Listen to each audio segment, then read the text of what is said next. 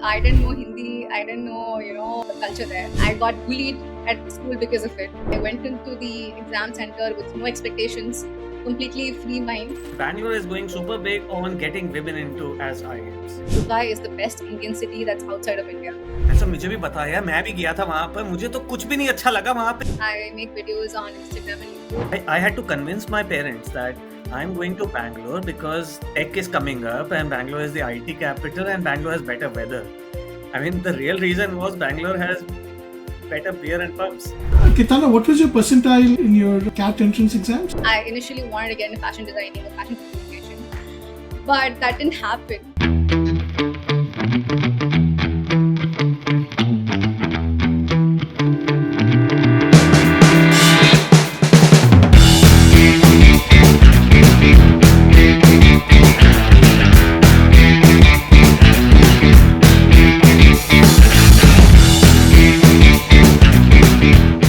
Welcome everyone. So it's my great pleasure today to talk to Keerthana Chandrashekhar. And finally I realized today morning that the guests have started to become half my age. So she's 24 and I'll be 48 soon. When I talked to Keerthana, I was very impressed. It just starts with the name. The word Keerthana comes from Keerthan.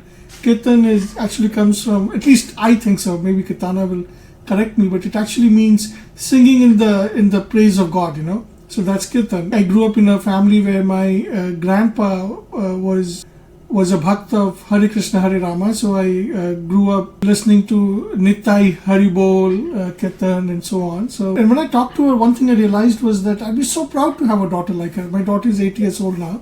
If she grows up and she's like Keerthana, I'd be so proud. So here this is a fresh graduate from IIM Ahmedabad. Now working in Dubai. She was born in the Middle East but did a high school in Chennai, and as luck will have it, I think her stars wants to keep her in the Middle East, so she's back to Middle East. And there is no bigger compliment I can give you, Keerthana, than the fact that I would like my 8-year-old to grow up into a smart, confident young woman that you are. So over the next 2 years, I hope to get to know you more and not only talk about the fluff, but talk about the real challenges of life you might have faced, what makes you who you are today, and what keeps you excited about tomorrow. So with that, Keerthana, let me ask you probably the most difficult question. Being a woman, have you felt that there has been a glass ceiling that you've had to, or have you felt that the old boys club, like for example, me and Meglani, if we take you out of the stream, we'll talk like boys. We'll talk like the old boys club, and there's so much we get done in the old boys club, in the old boys network. Do you think that has been a challenge for you as you've started your career? Before we, once we hear back on this, then we'll go back and do a chronological history. But that's the most important question I wanted to listen to your take on. How has your experience been about being a girl and being in a consulting firm in Dubai, and do you feel like not being part of the boys network hampers you in any way? Yes, firstly, thank you so much for your introduction. It was very sweet how you mentioned that you wanted your daughter to grow up to be like me. And coming to the question, I would say yes, there is a glass ceiling for women, specifically in consulting, because of the work hour constraints. When you look at the hierarchy, at the top there are very few women, but the bottom it's filled with women. So I'm guessing this is mainly because of the fact as you grow older, you have women generally would want to settle down, and the work hours, the travel, everything would not really let them be at home much. And I think that's why more women are looking for other roles outside of consulting. So this is one. But I think at the bottom level, as consultants or as analysts, I don't think that's the case. I've personally not, experienced anything of that sort. Okay, that's great to hear. And the second important question that I always ask, I think we've had 5 or 6 consultants in the show till now. How is AI affecting your consulting work? Isn't like for example, earlier if I wanted to know about, say, the car industry in Dubai, right? I could just, I would have to read 50 articles to know about the car industry. And I remember the the best of the best students from IIM Bangalore, batch of 2000, telling me कि विकास ये consulting सब गोरख धंधा है. I go meet a client and on the way to the client's office, I'm reading up on the client's industry, and I go into the office and I tell him about his industry. So so now with ChatGPT, when everybody can just go ask ChatGPT, okay, tell me about the auto industry in Dubai, and it now has a deep research tool which will actually read hundreds of articles and to write a report like an analyst would. Has that already started to affect your work? Has the type of work you do changing from writing reports to actually implementing strategies? Has the kind of work that you do been changing? Um, I would say that AI has definitely made the jobs of consultants easier.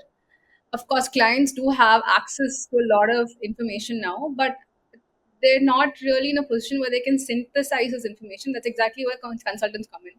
We're at a better position to synthesize the information that, of course, ChatGPT gives, and then give them as actionable insights or as actionable, next steps to do. Kirtana, are you a consultant? Because Yes, I don't even know that. I'm a We're trying to get to know you, and we're just jumping and throwing you in the deep end of the pool. yes. It's So only I been just want to take 7 months a since deep breath and take a step yeah, I'm back. a consultant. It's only been 7 months since I've started working. So I'm pretty new to the field, the industry, and working in general. How about we get to know you a bit better? And I know you've shared some of this before we started the episode and before earlier in the last few days. But Vic's already mentioned you grew up in the Middle East, Mhm. you studied in India for all these years, and now you're back in the Middle East. So life comes a full circle Yes, for yes, you yes, so far, so far. yeah. So tell us a bit about the start of that circle. Yeah, so my dad had a job in the Middle East. Immediately after college, my dad, he worked in India for a couple of years, and then since then he was in the Middle East in Oman and UAE. And once my mom and him got married, they moved here, and they had me and my sister. So our childhood was spent here. We grew up as typical NRI kids, and then 10 years ago we were put in a situation where we had to shift back to India, and then ever since then we've been in Chennai. But fortunately for me, my parents, they put me in a Cambridge A level school, so I didn't really have that much of what do you say, like I was not put in a situation where I had to adapt to, like, let's say, India in general. I always had that smooth transition. And for my college, I did retail and fashion merchandise. And then immediately after that, I went to IIM Ahmedabad for my MBA. Nice, nice. And retail and fashion merchandise, is that like a big thing in India now? No, so the course that I did, it's only offered by my college I did it from this college called FDDI, Footwear Design and Development Institute. I did it from the head campus in Noida. So I've always had this fashion or design based inclination. I initially wanted to get into fashion designing or fashion communication, but that didn't happen. So in hindsight, it does seem like a good thing, but back then I was devastated. I really wanted to get into NIFT, and that didn't happen. And this was the second best thing, so I went for it. The fashion scene in India, it's good, but in terms of growth opportunities and success, I just felt like it wasn't for me because I'm not too creative. When I went into college, I understood that I am creative, but not as much as you would expect a designer to be creative, and that's why MBA. Nice, nice. So this was in Noida. So you've been in Chennai, you've been in North India, Noida, and nearly Delhi, more Delhi than UP, if I may say that. So tell me a bit more. You at this time when you are in Noida, you've had three drastically different cultures. You've seen the Middle East till you were 12. You've seen Chennai till then, which is, in my opinion, uh, very different from a Delhi NCR culture. Yes, yes, yes. Yeah, so initially when I moved to Chennai, I mean to Noida, it was a culture shock for me. I didn't know Hindi. I didn't know, like the culture there. But then I eventually picked up the language and, understood how things work there. The metro system is crazy there in Delhi, NCR. But one thing for me during college was that it was during COVID. So two out of the 3 years, 2 years I spent it online at home. So I Wow. wouldn't really say I got the entire Delhi experience. And when you say online at home, I'm assuming that this isn't a residential or a hostel based course. Uh, So it, you were like it renting outside the college. no, my I was in the college hostel only, but then because of COVID, Okay. we were all asked to go back home, and during the Wow. lockdown, we all stayed at home. So 2 years of my course was just completely online. Okay. Okay. Good. Good. How was that experience? I mean, you're in a completely different non-Hindi speaking person. Um Yeah. I'm guessing being at home smoothened that out rather than being Mhm. outside in Delhi, UP, Mhm. Gurgaon kind of a thing. Um, to a certain extent, yes, yes, but I was a little disappointed because I really wanted to get the entire, experience of going through college and this entire not knowing Hindi factor was a little bit challenging for me. But I would be the only one. I was the only Southern in my class. In fact, my entire department. So every time the professors would like switch to Hindi so to make it like more accessible to other students, I would be the first one to raise my hands up and be like, can you just translate into English? This is Yeah. the case in the first year. Second and third year, I was okay with it. I wouldn't stop them anymore. But being at home did help because I didn't have to worry about, washing my clothes or food or the hostel food or expenses, nothing. It was just studies and preparing for CAT. So it helped in one way. Well, good point because we'll take care. We very frequently break into Hindi and what's called Hinglish, a few words interspersed with each other, but we'll try to take care. Mhm. But I'm heartened that you kind of know Hindi after 2 or 3 years out there, so you'll probably get the gist if we do. Yeah. Now Hindi is not an issue. I can even talk in Hindi now, so it's sorted. It was just, yeah, back then. That just reminded me the way you say I can talk in Hindi. I almost thought you were about to say I can walk in Hindi and fly in Hindi and eat in Hindi, if you know what my reference is. Yeah. Right, right. Good. So you did fashion and everything, and then obviously MBA karna tha because that wasn't happening. How did you? Why MBA? I mean, there are loads of other things also that you could have done. So MBA was always there at the back of my mind. It was more like, okay, after graduating, I'll work for 2, 3 years and then do an MBA. But when I went into college, when I saw the kind of roles my seniors were getting placed into, the job packages there, I just felt like it wasn't for me. Like for example, they would the roles and roles come to campus on the JD, it would be fashion consultant, right? So it sounds very fancy. You would think, they're going to be advising VVIPs about fashion and they're going to be stylists for them. But then when you actually read the fine print, you'll realize the role is actually for your store, staff. It's just packaged in a very nice way.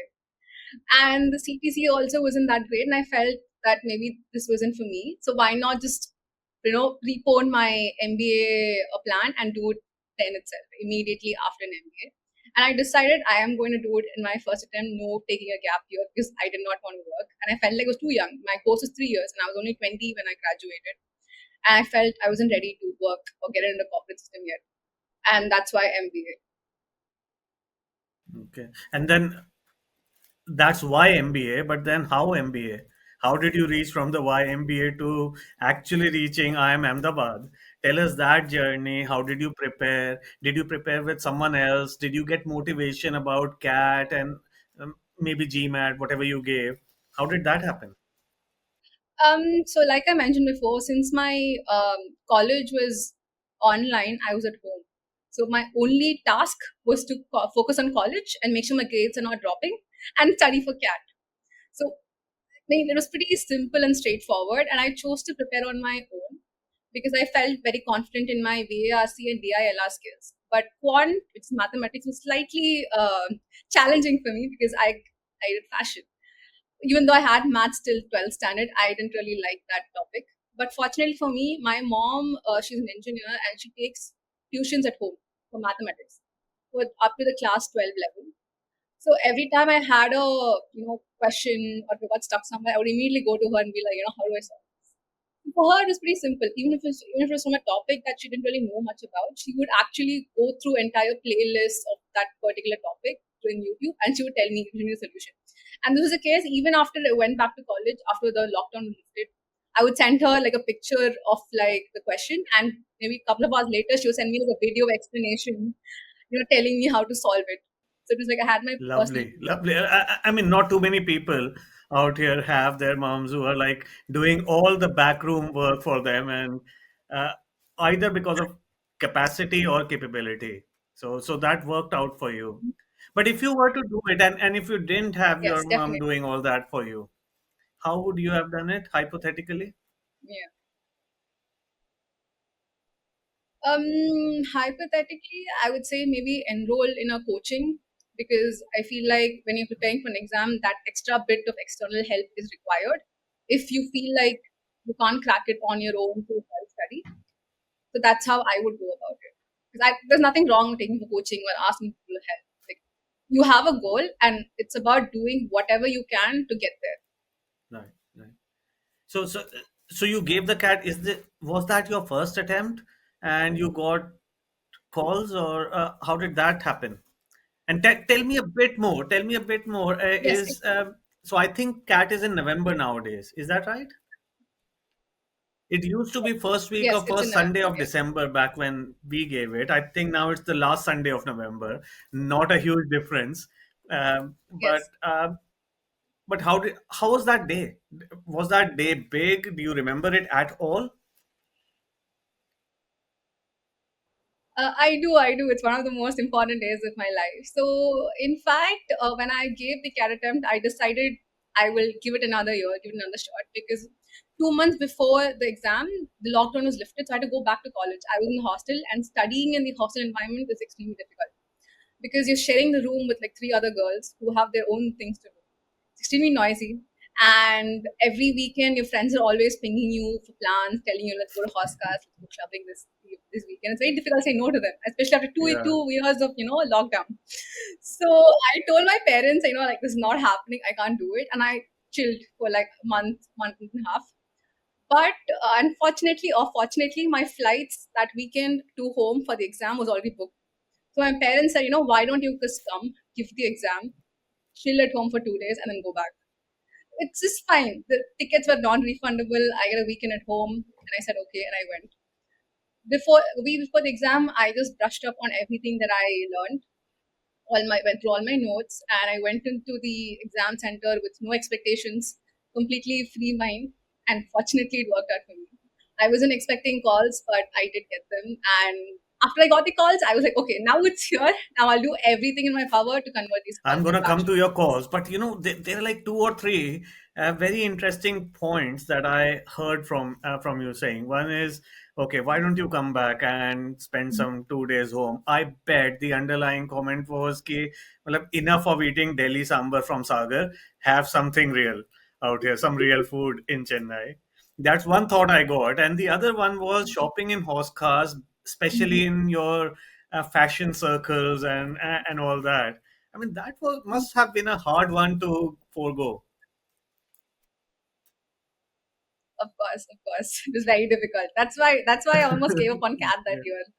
I said, no, this is I mean, I think the compulsion. topic of our video should be I'll give it next. I gave up Hoska shopping to get into IIM. Okay, but coming back then, uh, how many calls did you get, and from where and all that? So the only Holy Trinity call I had was eight. What's Apart from Holy that, I had Trinity? Is all the other that calls. ABC? I'm hearing all these ABC, yeah. new lingos. Of course, I mean Holy Trinity or whatever else it was called. Yes, ABC and L and all that back in the 90s when we did it. Yeah. And now I recently Mhm. heard Black Keys and Baby IAMs and all those new lingos. So yeah. So out of ABC you got only A. And Yes. what else? Yeah. So it was either do or die. It was like big or go home. What about the Nothing in Black between. Keys and other IAMs?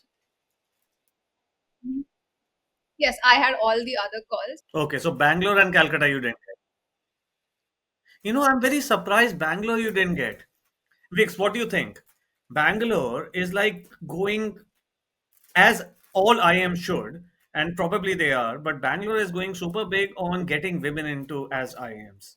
In fact, we recently heard that the latest batch of IIM Bangalore, the latest one hired into, is like 50% women, which is like huge. Calcutta, I can understand. Calcutta probably still has 10% women. They're all IT engineers having their own men's club out there. This is my opinion and view, but I don't know. So, Um, so my hypothesis is that I didn't get a call from Bangalore is because Bangalore gives slightly bit more weightage to work experience, and I was a fresher, so I think that's where that. because you check all the boxes of Bangalore, in my opinion. I mean, non-engineer Bangalore, even in my day, and I got into Bangalore probably because uh, high weightage for non-engineers like Wix, like non-engineer है तो चलो Bangalore पहुंच जाओ. अहमदाबाद में कुछ होता था and Calcutta तो obviously no. If you're not an engineer तो भूल जाओ कि Calcutta में call भी आएगी. Forget getting into it. Wix, you were saying. So Kitana, what was your percentile in your CAT entrance exams? I don't really disclose my percentiles Okay, anyway. okay, that's Yeah. okay, that's okay. And so you wrote your CAT. You didn't. कीर्तना इसका ये मतलब है कि 99.9 नहीं थे इसीलिए नहीं बता रहे हो. Yeah, I get bashed a lot for No, no, this. jokes apart, jokes apart. Yeah, it's a Yeah, personal thing. Absolutely. And so you wrote your regular CAT, not the GMAT entrance, right? like Okay, okay, exactly. okay. And IIM Ahmedabad fees right now are like by the time you graduate, you're like 50 lakhs in fees, right? Both the years combined.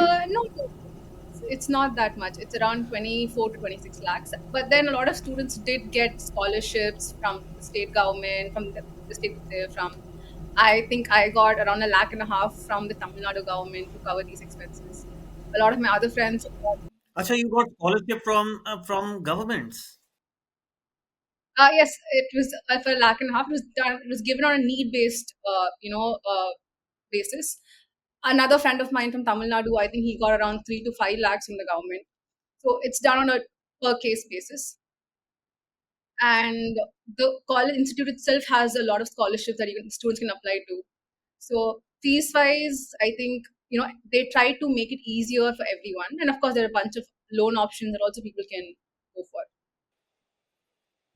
Do you know how much our fees was, Kirtana? No, but I'm Less than 2 lakhs. Less than 2 lakhs, but you have to also account for inflation and what were the salaries back yeah. then. That said, we got a placement. Most of us, our average batch placement salary was more than twice of our annual Oh, fees. So I do think, from what I hear now, that while because of inflation, salaries have risen like 10 times, fees have probably risen 15 times. yeah, yeah. Because when you do that sounds such a better deal. Now I don't think the average salary is 2 times of the fees for sure. The fees that only covers what you're paying to the institute, that 24 lakhs. Over and above that, you have to take care of your room and boarding, like room and food expenses, or does 24 lakhs cover your room and the mess? No. So the accommodation is part of the tuition fees. The mess it's extra. It's subsidized, so it's not much. But other expenses like travel and if you're ordering in, then it's all not covered. There are a few courses which you have to pay a little bit more, 15 to 20,000, where you're taken to a different state or different place, and then the classes are done there. So there are some courses like that, and there's also the exchange term, which might cost you around anywhere between 5 to 6 lakhs at least for 3 months. And does everybody do exchange, or only a small percentage does an exchange? No, one third of the batch goes on exchange. One Yes. third. Yeah. Wow. Wow. So, how big is the batch now? When you graduated, how big was your total Yeah. I year? think including the FABM course, it was somewhere between 350 to 400. What does that mean? FABM क्या होता है? It's this agri-based agri-business course that IIMA has. Okay, right, right, and but pure MBA, PGP, whatever you call it, how much, how Uh, many students in 1 year? Around 350. 350. And what's the class size now? Class size was 80 to 90 per class, and we had 5 sections. In one Yes. classroom? 80 to 90, wow. बहुत ही अच्छा है, मतलब उसमें class participation, okay, we will come to that in a bit, class participation and all the life at IIM. But okay, so 80 to 90 in a class and five Yeah. sections. And I'm aiming this agri course, and how many other courses are there?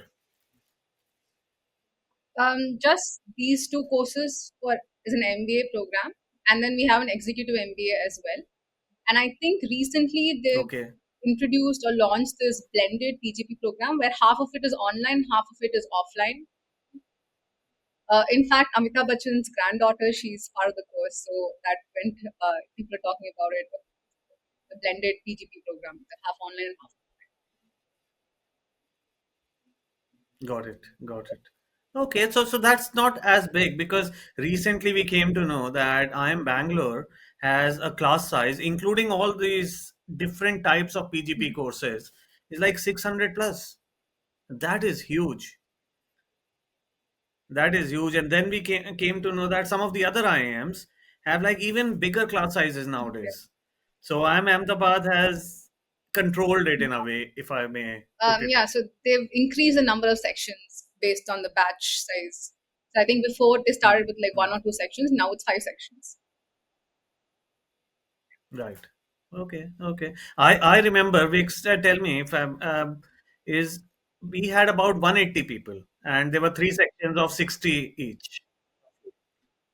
Of our 10% 60 of our plus batch was girls, and out of 180, I think 10 था, नहीं नहीं 10 से ज्यादा था, 20% था. I'm Ahmedabad में 10 होगा. हमारे Bangalore बैच में was, we had 30 like plus 30 girls. plus Okay, girls. okay, chalo, I stand हाँ. corrected. And I think around 7 or 8 people went to an exchange program. So, you know, 5% of the batch went to the exchange program. So, one of the things that I live right by Stanford University, so sometimes like when Meglani was here, we walked all the way to Stanford from home, and we actually walked by Stanford Business School. But one of the things that Stanford prizes itself is that their class sizes are very small, so people can actually sit in a circle with the professor in the middle and have a Socrates method of teaching where they discuss topics and so on. But with 80 or to 90 people in a classroom, it's just a one-way lecture at that time, right?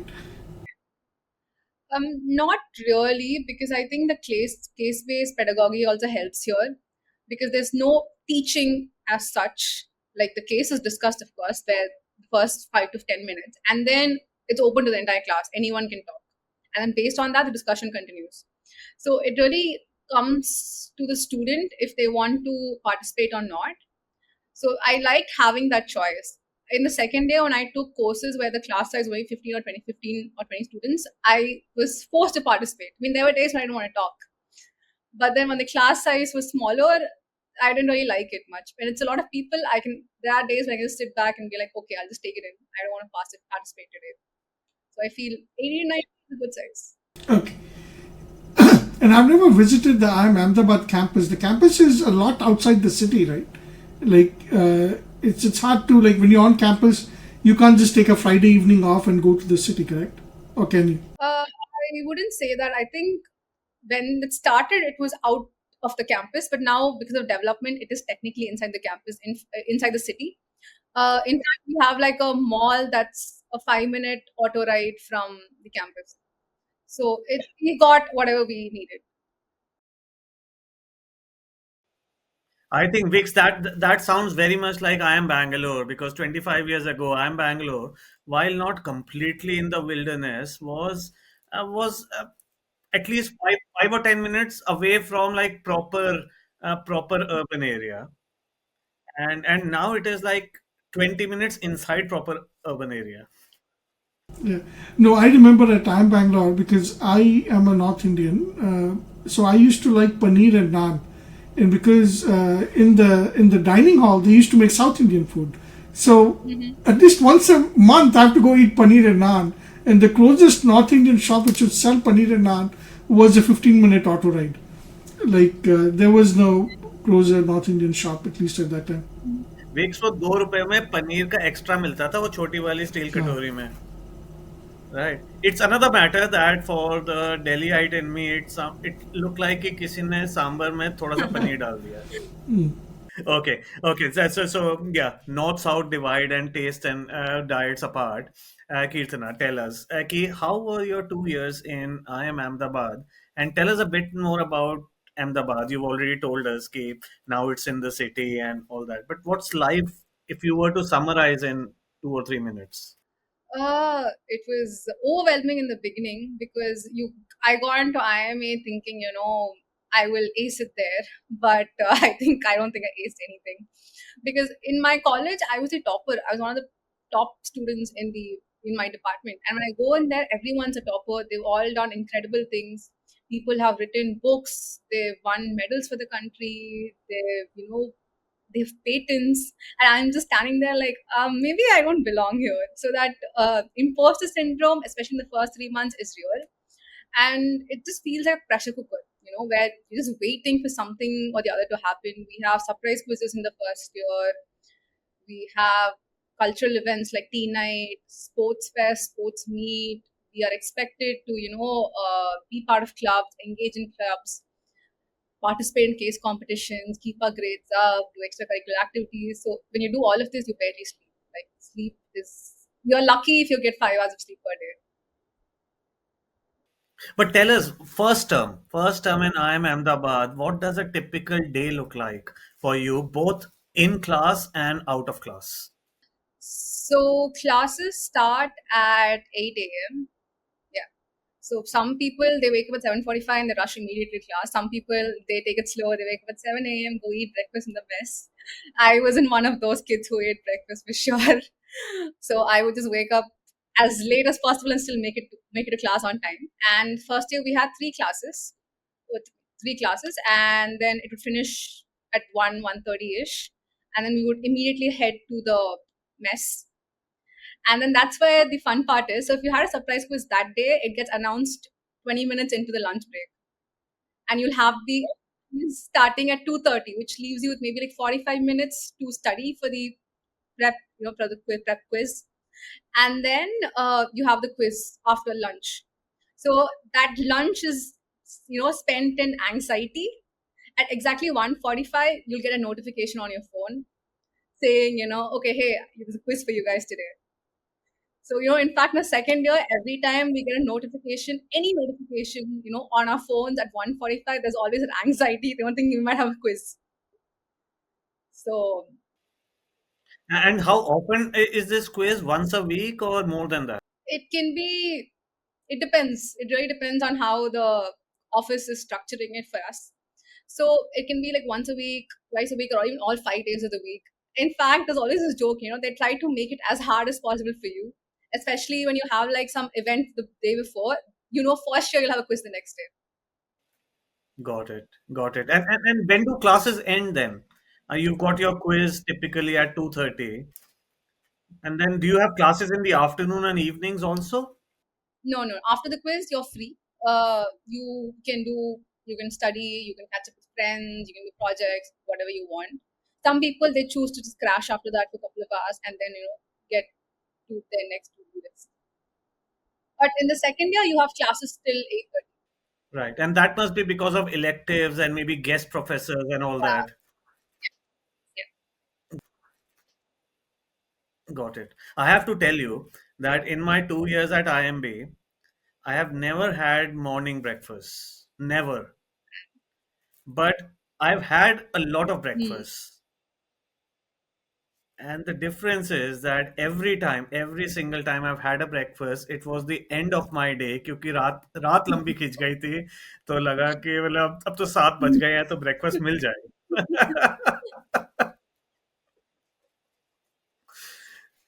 Nice, nice. And did you have parties and all that? I'm sure you did. We did, but I would like to also put a disclaimer here. Gujarat is a dry state, but that didn't really stop us from having parties. uh, if you know what I mean. Uh, I know, I absolutely now know what you mean, but I didn't when we got admission. mhm. So uh, at that time, and this was in the late 90s, when we got admission, I had a choice between Ahmedabad and Bangalore. And Ahmedabad was close because I lived in Delhi, it was closer and all that, etc., etc. Uh, I chose Bangalore. And the biggest reason, to be very honest, it was based on my friend circle at that time, was like Bangalore was the pub capital of India. Coming from Delhi, which itself was like nearly dry state. I mean, this was all before all these new things have come up in Delhi. But it was nearly dry. Gurgaon जाके beer खरीदते थे हम. दिल्ली में double price की मिलती थी. This was in the 90s, and Ahmedabad was a dry state. So you're like, I had to convince my parents that I'm going to Bangalore because tech is coming up and Bangalore is the IT capital and Bangalore has better weather. I mean, the real reason was Bangalore has better beer and pubs. I mean, that's how decisions used to happen back in the 90s with people like me. But I later came to know. To be very honest, I don't know whether I should feel sad or happy about it, but I came to know that IIM के अंदर there is no dearth of supply. That's true. From friends I've made since, from batchmates and colleagues from IIM Ahmedabad, is that there's no dearth of supply. So that was probably a decision based on low due Mhm. diligence, as we call it. You've had a great 2 years in IIM Ahmedabad. Did you do? You got your placements and summers, were they in the same company? How does that work? I mean, most of the IIMs are similar, but still, I'm Ahmedabad mein, how is it nowadays? Do you have days, 0, 1, 2, and all that? Uh, well, we don't really call them as days. We follow this cluster process where the companies they come in based on which cluster they belong to. Like for example, consulting, IB, they all come in on the first day, which is cluster one. Then you have sales and marketing coming on the second day, which is cluster two. And then you have like product companies, tech companies, and everyone else coming on cluster three. So this is how it works. And for my internship, I interned at L'Oreal in their Mumbai office in sales and marketing. So you were always a marketing person, as I'm guessing now. That you went into IIM thinking you'll go into a marketing company and you came out as a marketing Yes, person. yes, that was the plan, but then consulting happened. But even now, the firm that I'm working with, we mainly do pricing and GTM strategies. So that's what I told myself that this is still marketing. It's not entire hardcore consulting. And one another reason was because during my internship in at L'Oreal, I found it very difficult to be passionate about the product for more than 2 months. I would see my manager or the brand GM; they would be so passionate about the product or the brand that they were working for.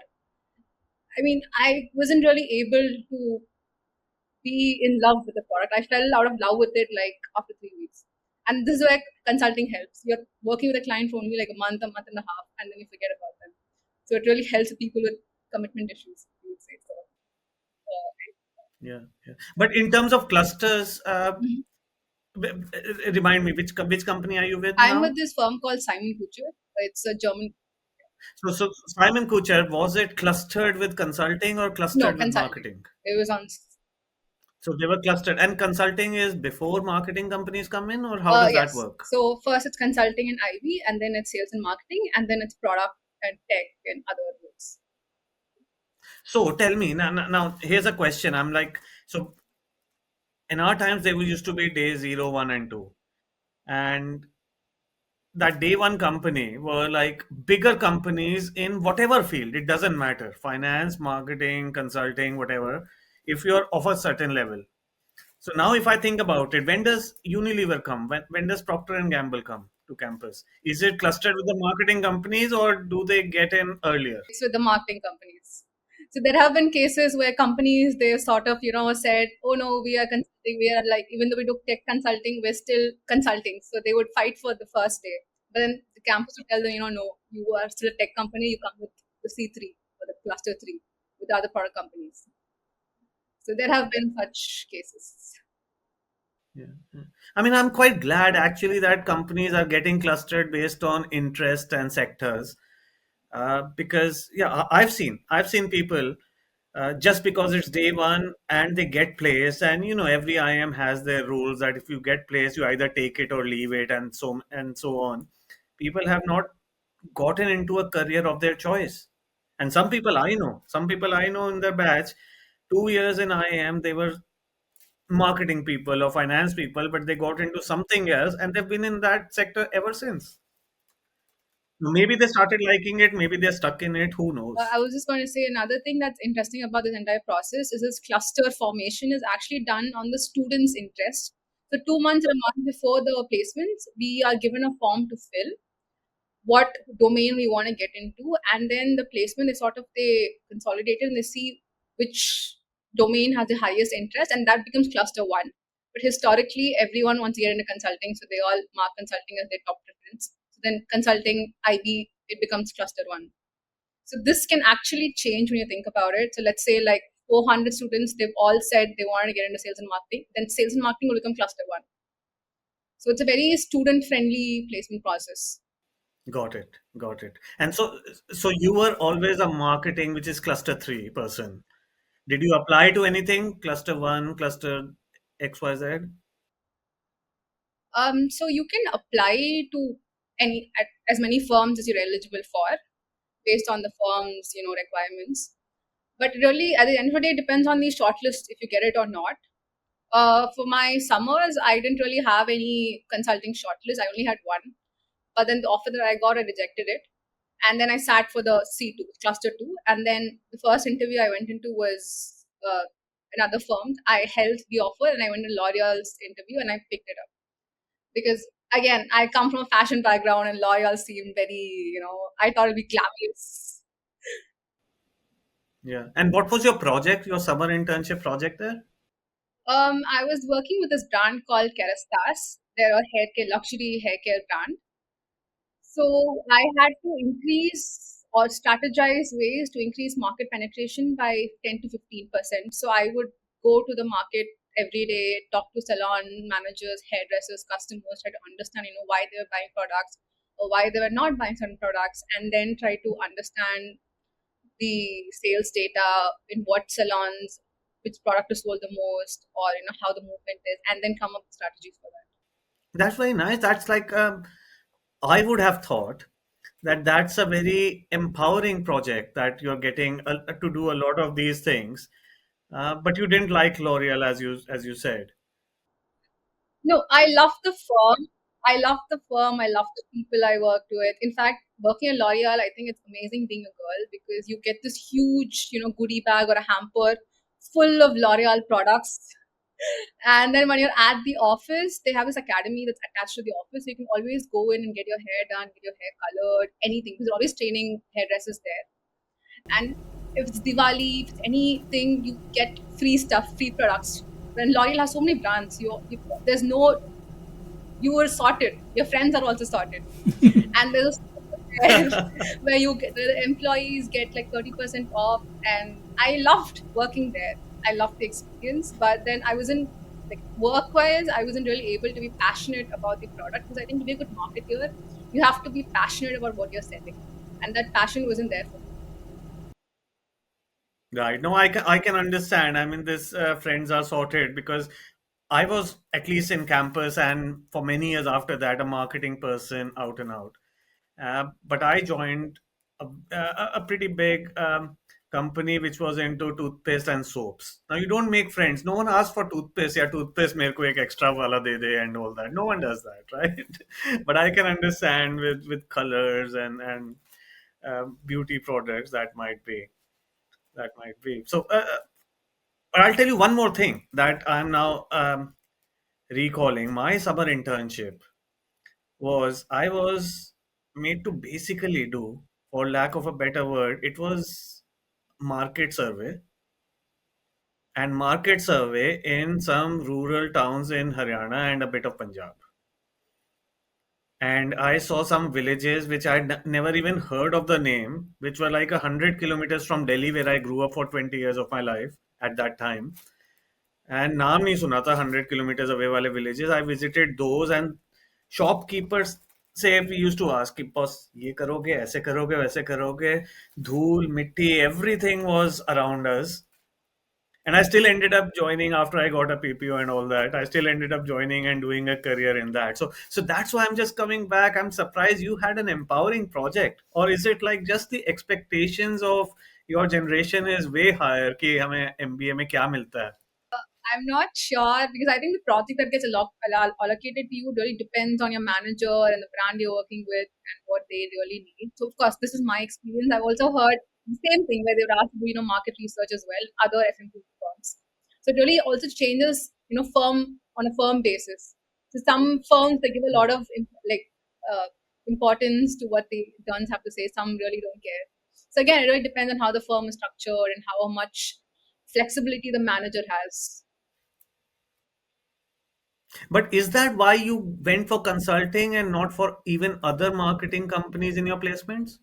I mean, what about like companies like big companies like Unilever, P&G, Nestle, Cadbury's, Colgate, all the are they not sought after anymore? They are one of the most sought after sales and marketing companies. That was the plan, but since consulting comes on the first day, the C1, I got placed, and there's of course an option to dream, but I was just tired after 2 years of MBA. I really didn't even want to do another day of like prepping for anything. I was just tired, and I just said, you know what, I will take this, and I will just be happy with it. I'll You know, make I it. can totally relate to being tired. I'll tell you what.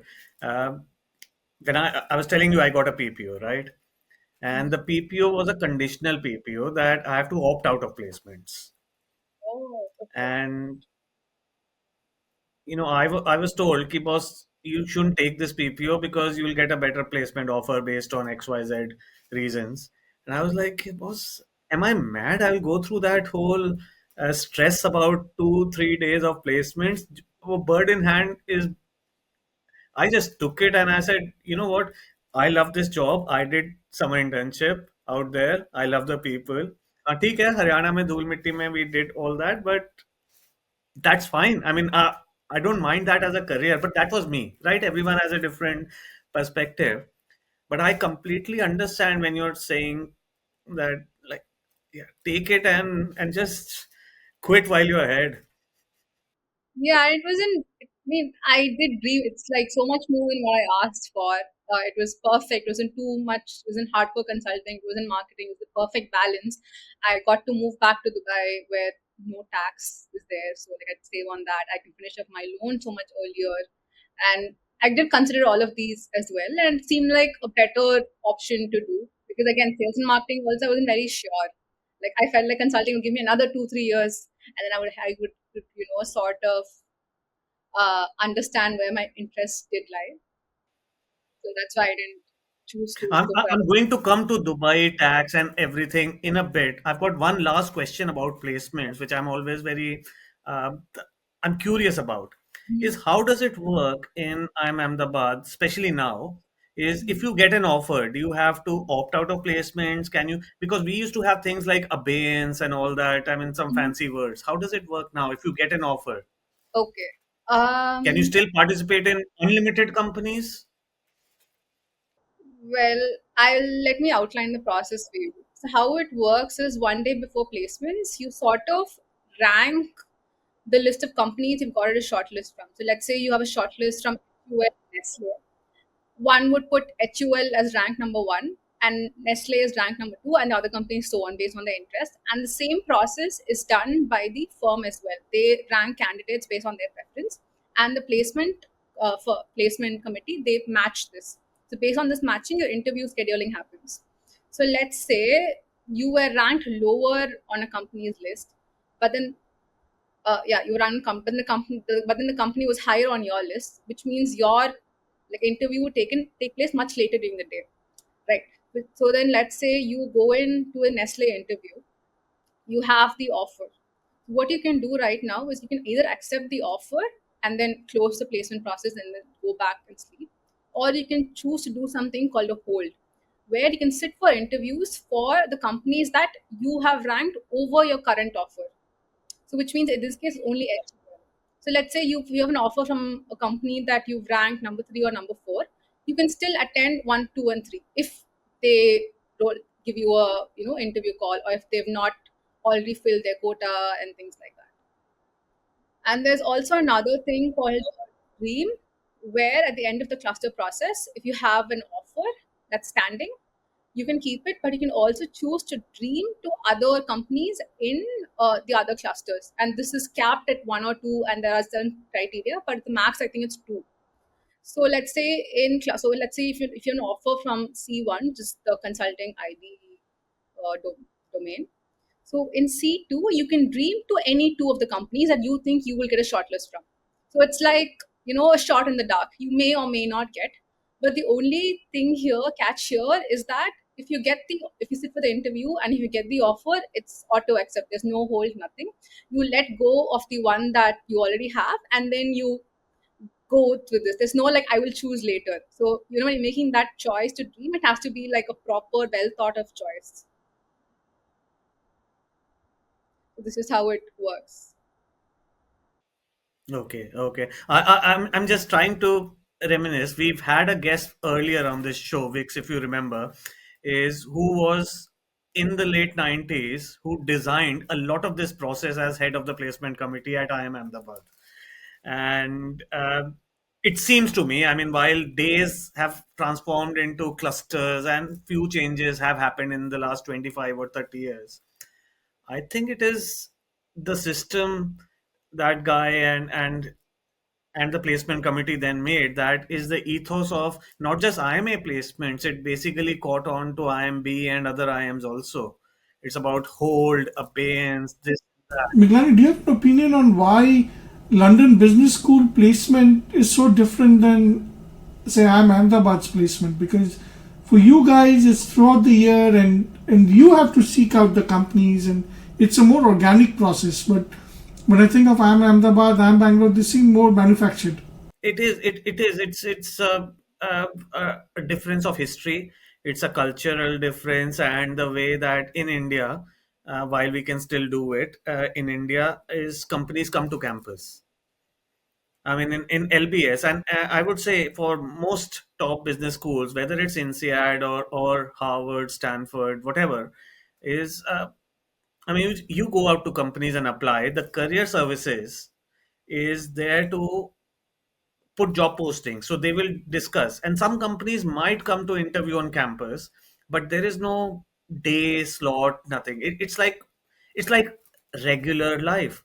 Like Keerthana, if you were to apply to a job now, I mean, you apply. No one, if you get a job offer, no one can ever stop you from going into 5 other interviews, right? And yeah, at LBS, that's what we had. That no one can stop us. There is no official thing. There is no contract that we have with the institute when we are taking an offer. The institute is an enabler rather than a controller. And Kitana, what was the placement like in your batch? Did everybody get placed in the first couple of days? Or I hear that 2023, 2024 placements with large batch sizes and with AI, one person can do the job of 3 people, 4 people. There has been a pressure on placements. Did your batch feel that? The pressure was there because of the job market a year ago, but then fortunately, everyone got placed. There were no rollovers like the other institutes in the country. That's the case. Okay. And I've always wanted to know, like when I was at IIM Bangalore back in 2000, there seemed to be a competition between Bangalore, Ahmedabad, and Calcutta on who got the largest package, who got the highest median salary, and so on. Is that competition still there, or people are matured by now? Yes, the competition is still there. Still there. Okay. But Vix, I have to say this: people have matured is like a way. I mean, competition will always be there, right? I mean, there's that competition between Harvard, Wharton, and Stanford also. I mean, it doesn't matter how the systems work. It's about league tables. Competition will be there. The competition is good, but the reason I say people might have matured is because I saw competition which I wasn't very comfortable with, where the actual in-hand salary was sometimes 50% of what was being advertised or what was being talked about in numbers. So, वो हर जगह होता है। Vicks Vicks अंदर की बात मैं और नहीं बताऊंगा, ग्लोबल बी स्कूल्स में इससे भी ज्यादा होता है। I mean the IIMs have only learn from global B schools. अच्छा, एलबीएस वगैरह में भी होता है सब? I mean what's published. No, but that's true for any company offer also. I mean, you see something on paper and then महीने के end में जो मिलता है is sometimes very different. And not because of anything, but basically the headline package. That's why it's called the headline package. It includes everything, including cash and non-cash. And some people take creative liberties with what is non-cash. I have seen companies in the UK, despite a lot of regulation in employment law like that, actually giving like that you are able to watch two matches at Arsenal or Chelsea every month as like what is the market price of those tickets to add back in the salary. I've seen cases like that. It's few and far in between, but I know of packages like that. It happens everywhere. I think. I don't think it's only the IIM placements or other B school placements. It's just life, and people find that out. People find that out. so Kitana, while you were at IIM Ahmedabad, where were your parents? The parents were in India. They were in Middle East. No, they were in India. So we've now completely moved out of Middle East. They're based in Chennai. They're very, very happy in Chennai. Oh, okay. So you don't. So do you go get to visit them every 6 months or so? Because it's not a long flight from Dubai to Chennai, right? In fact, I keep going home every month, sometimes even like every 3 weeks. Okay. The flights are not that expensive. So when I did the math, the flights to Chennai are as expensive or even lesser when compared to like Delhi to Chennai or Mumbai to Wow. Chennai. So it makes no sense for me to be here. Wow. Most of the FMCG firms or consulting firms, they all have HOs in either Delhi or Mumbai. Yeah, and it costs the same, and it's almost Sure. So Delhi is 3 hours from Chennai, Dubai is 3 hours from Chennai, so it wow. doesn't. So is Dubai giving India a good competition? Like, are the best people in India just saying, "Look, I'm just gonna go live in Dubai. I don't want to deal with this Indian draconian tax system and paperwork and all that. Why not just go live in Dubai?" I mean, yeah. So I think in the last few years, a lot of people have moved to Dubai. In fact, I recently heard someone say, Dubai is the best Indian city that's outside of India. Hmm. And I 100% agree with that. In fact, the restaurants that are not there in Chennai are there here. For me, I absolutely love this biryani place in Bangalore called Hmm. Megna Biryani. But then they don't have a branch in Chennai, surprisingly. They Hmm. have a branch in Dubai. So I Hmm. go back and tell my friends, like it's crazy how they don't have a branch there. And think of any popular, restaurant chain from India, you will have a branch here. And not Nice. just India, across the globe. You have a Magnolia's bakery here. Hmm. Hmm. What more can I ask Hmm. for? अच्छा एक बात And it's बताओ, so in Dubai, I was in Dubai in 2010, and I remember going to a safari, a sand safari, where they take you in an SUV, they deflate the tires, and they drive on the yes, sand dunes. Have you been there? Have yes, you done that yet? yes, yes, It's yes, I've crazy, done that. right? Miglani, have you done Yeah. that? I've never been to Dubai except for changing Emirates flights at the airport. Okay, okay. So Dubai is still tax But free. it's on my priority list for this year, by the way. Okay, okay, It's on my that's priority great. list. No, so definitely do that sand ride. They do it in SUVs, and it's like pretty a thrill ride. It was fun.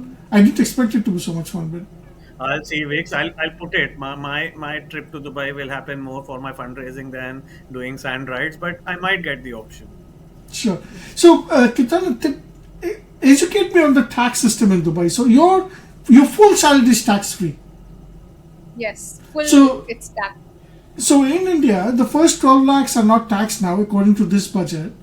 So do you feel comfortable sharing your salary with us? I can give you a range if Sure. that helps. Yeah. So in Indian rupees, I would say it's somewhere between 70 to 80 lakhs.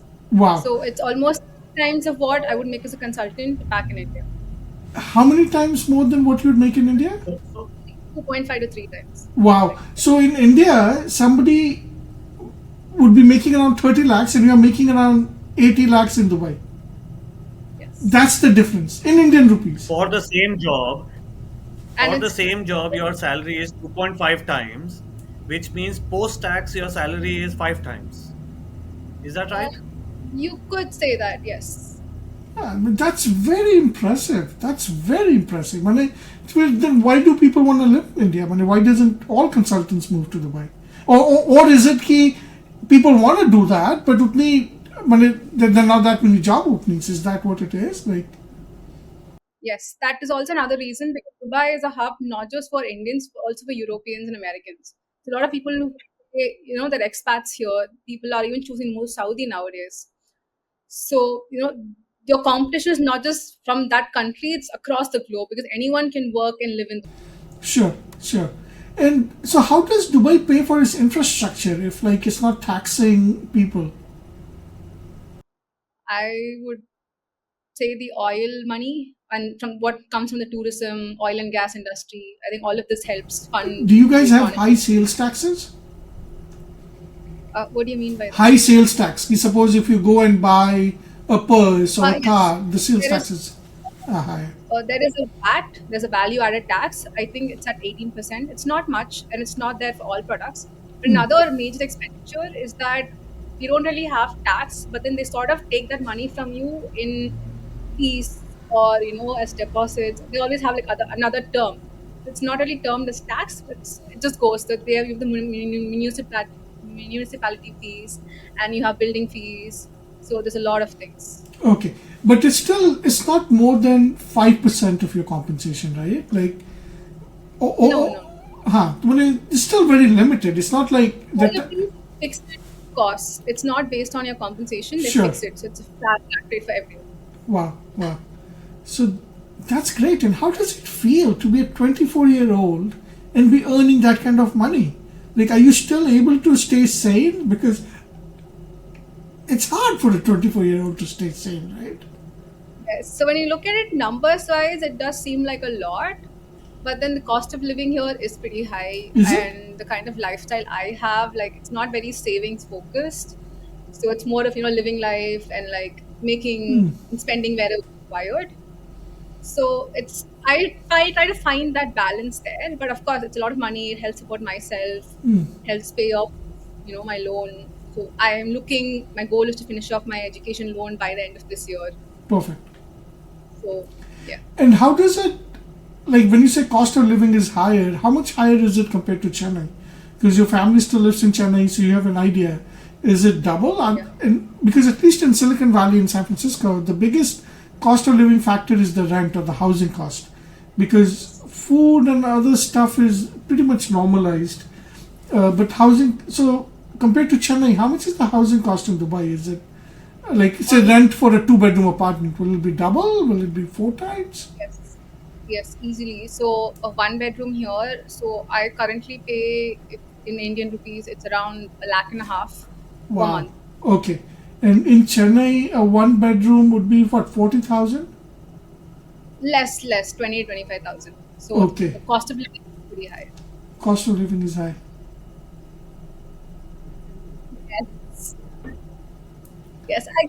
Again, this is a luxury choice I made for myself. I wanted to stay alone, so I'm staying alone. I could have shared with someone. There are.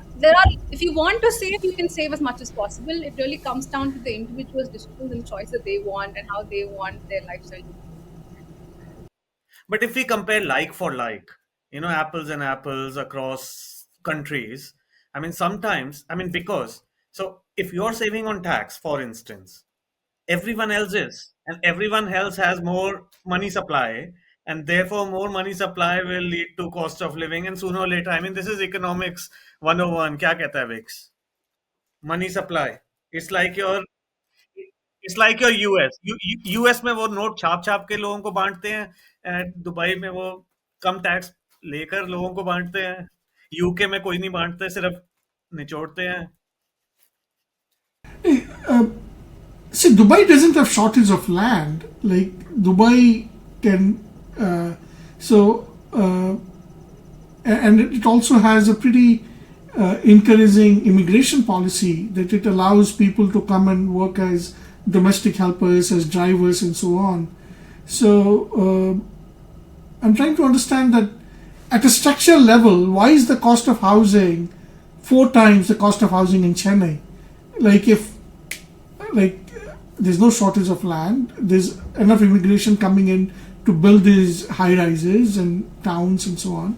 So at a structural reason, do you know why is it much higher than Chennai? 4 times, that's a lot. Yeah, so I think it's because here the capacity is limited. Of course, they can always build more buildings, but currently, right now, the capacity is limited. We have people coming in from countries like Lebanon, Russia, Ukraine because of what's happening there. So people are all choosing to come to Dubai. So in the last 2 years, people have told me the number of Russians and Ukrainians in Dubai has actually gone up. People from Lebanon who are here, it's actually gone up again. So you only have a certain number of apartments. You can't fit everyone in. So hence the disparity in income. There are cheaper options for accommodation as well, but they're slightly away from the city and you need a car to get there. And getting a license here is like very difficult. One more thing is that in India, except for maybe Mumbai and some pockets of some metros, rental yields are very low. The rental yield, if you think about real estate, the house prices have gone up. Yes, the rental yields are very low. Exactly. Yes. Right. Because what Kirtana is saying, I mean, if I was thinking in London, if I were going to afford, and I'm thinking like broadly central London, zone 1 and 2, which is Dubai, right? Very urban area. If I were to afford that, that will be in Indian rupees, it will be upwards of 1.5 lakhs per month. Upwards of that. That's the starting place. And this is after the government has taken 45% tax from us, direct tax, and loads of other indirect taxes. So cost of living, I think it is higher than India, but Kirtana, I have to say it is not that high compared to some other cities. And Vix, you compare New York, for instance. We're talking about urban comparisons. One bedroom in Manhattan, for instance, one bedroom in central London, one bedroom in Dubai. It's not that high. Yeah, 1.5 lakhs is around $1,500. It's still half of Silicon Valley rent. It's half of Silicon Valley rent here. So, Kitana, companies are also tax free in Dubai? Or now there are some taxes, right? I was reading somewhere. I'm not very sure about how it works for the companies. So, Oh, okay. Okay, yeah. Yeah, initially they used to be tax free, but recently, and again, just I haven't done any deep dive into it, but I heard that now there are some slight taxes on it. So, Miglani is interested in the background, and I'm always interested in the current career focus. So now it's my segment, Miglani. Yeah? So now tell us, what is your are most of your clients Dubai based? Are most of them outside Dubai? And what does your travel schedule look like? Are you traveling a lot, or do you get to work from Dubai? some of the clients they're based in Dubai, some of them are based in Saudi, some of them are based in South Africa and other Middle Eastern countries. So it really depends on if the project needs the consultants to be on site or not. Sometimes we are allowed to, work from Dubai itself. In fact, my company is very, very, flexible with the work from home policy. If our project does not require us to be on site, we can work from our homes 2 days a week and then go into the office 3 days a week. Actually, Kirtana, before that, can you tell me what is the work that your firm does, what you do? Marketing consulting क्या होती है? I have some idea. I've worked in consulting, but not in a focused marketing consulting. Okay, so let's say, this huge resort or amusement park is going to open up in Dubai. How will you price the tickets, right? Like you would have to do like a market survey for that and then try to find out, how much is consumers willing to pay for these tickets. And most of these cases, you have a resort and then you have an amusement park. And then you would want to create these bundles between the resort and the amusement park. And how do you like figure out what is the optimal price level for this? So this is where we come in. We help these companies price their products. This is one. Sometimes even with GTMs, go to market strategies. How do you enter the market? Uh, or and other times just normal growths for companies.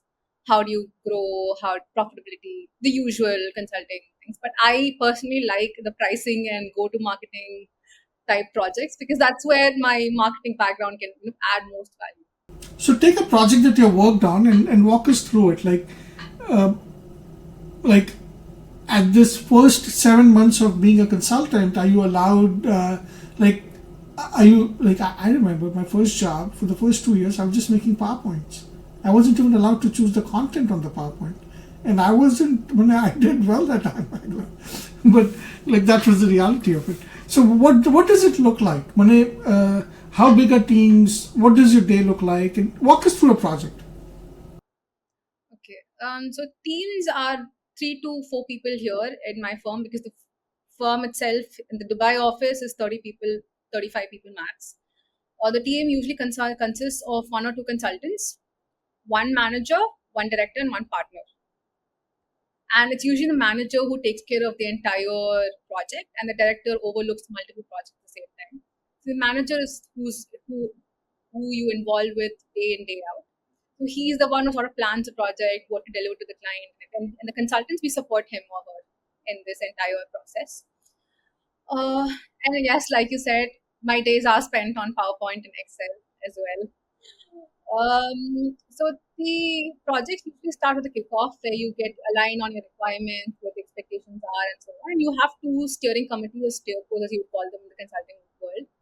And at each of these critical junctures, you get feedback from the client, and you sort of decide if you have to like change your course of action or if you're in a good place, and then align with them, and then prep for the final meeting or steering committee or steerco. So This is how can the you entire sure?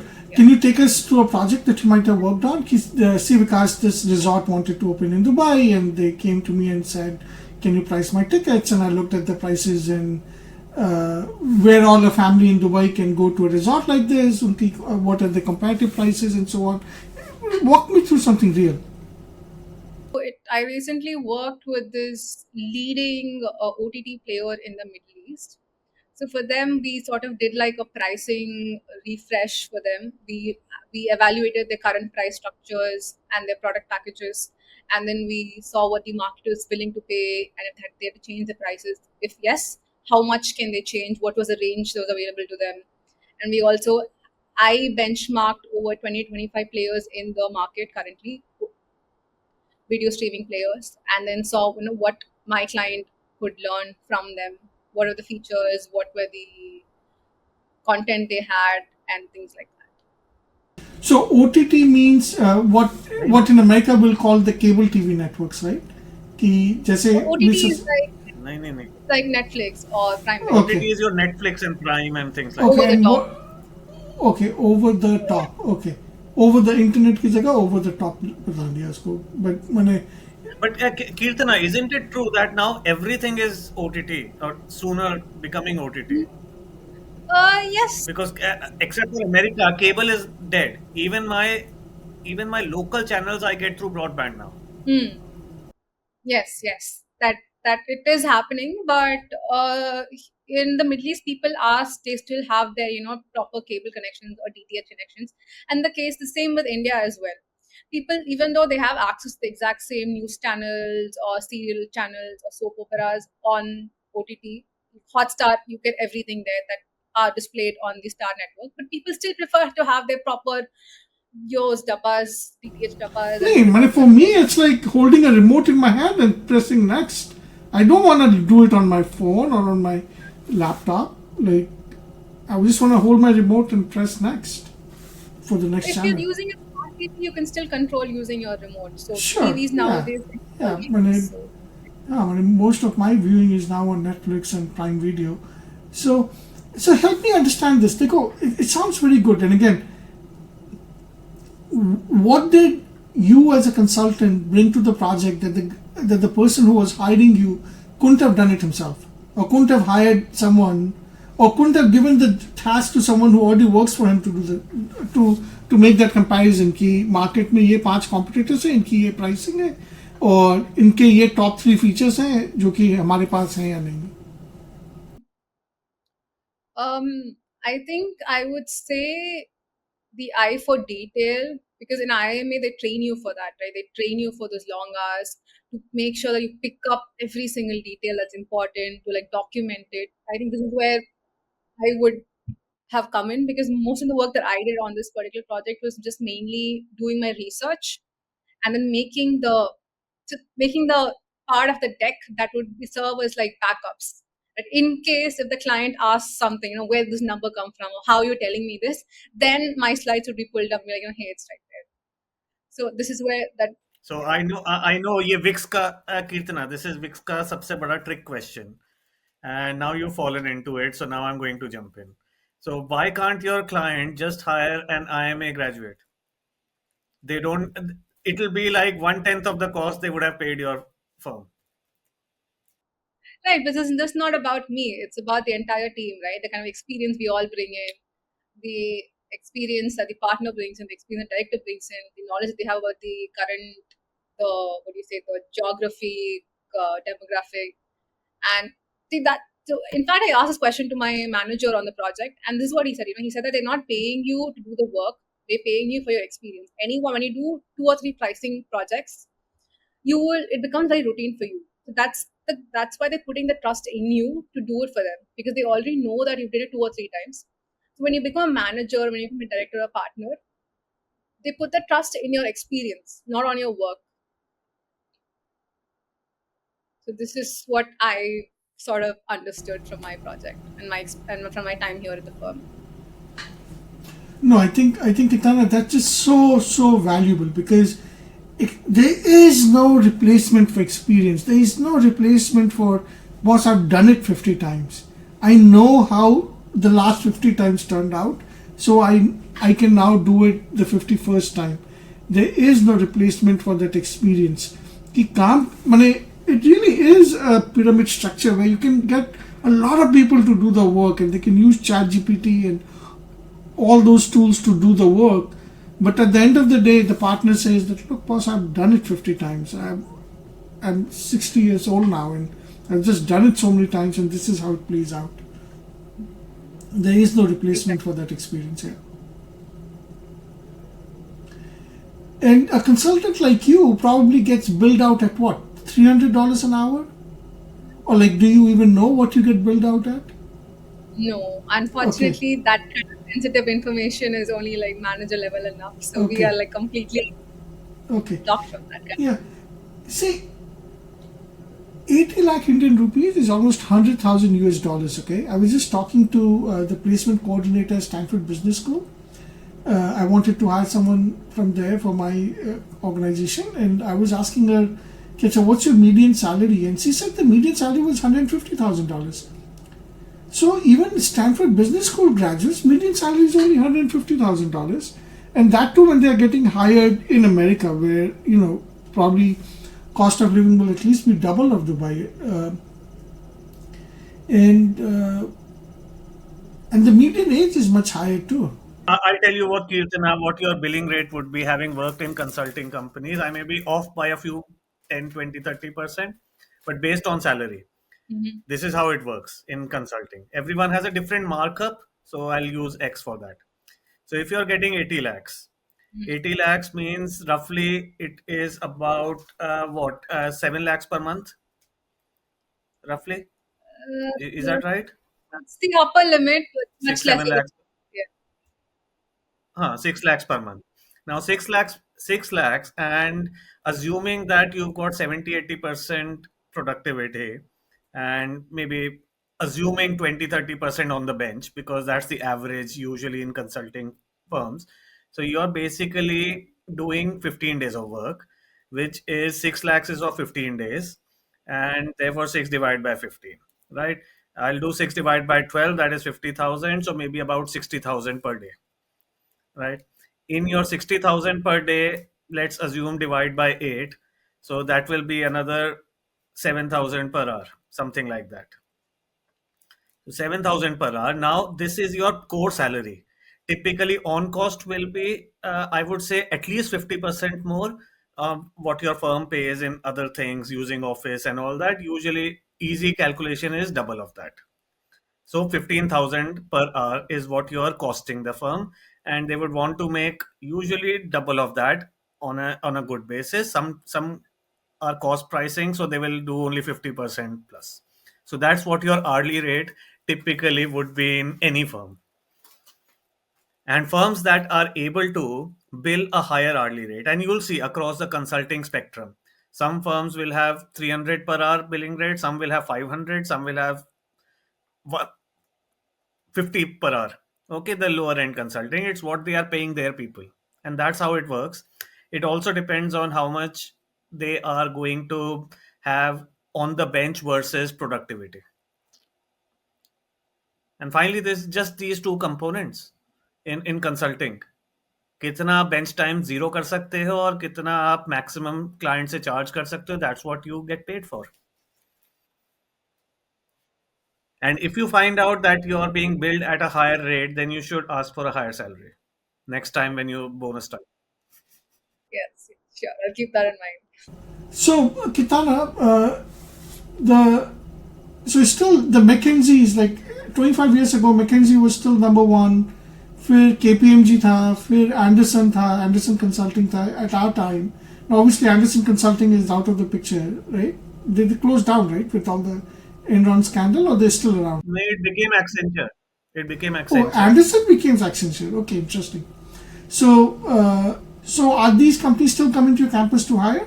McKinsey, KPMG, Accenture, they're still coming, and they're all part of this IB and consulting group, and probably 20%, 20 to 25% of the batch gets hired by them. Yes, roughly. Yes, yeah. Okay, perfect, perfect. So what's next for you, Kitana? Is next for you like, well, I've just started my career. I'm just gonna put my head down and just learn a lot of consulting for the next 3 4 years. You can add so much value to your career because then you can say, look, I've done 10 pricing consulting projects. I've done 5 go-to-market projects and so on. And then is that it? Like just put your head down, or do you have plans to do more education, or you have plans to do something else? I don't think I have plans to study more. I think I'm done with college and education for now. Consulting, I've started off my career right now, and right now it's just more about learning as much as possible. But I really don't see myself stay long enough to see myself become a partner, because I don't think the lifestyle would it's not sustainable personally for me. But right now, while I'm still young, I'm okay with it. I mean, I have nothing else.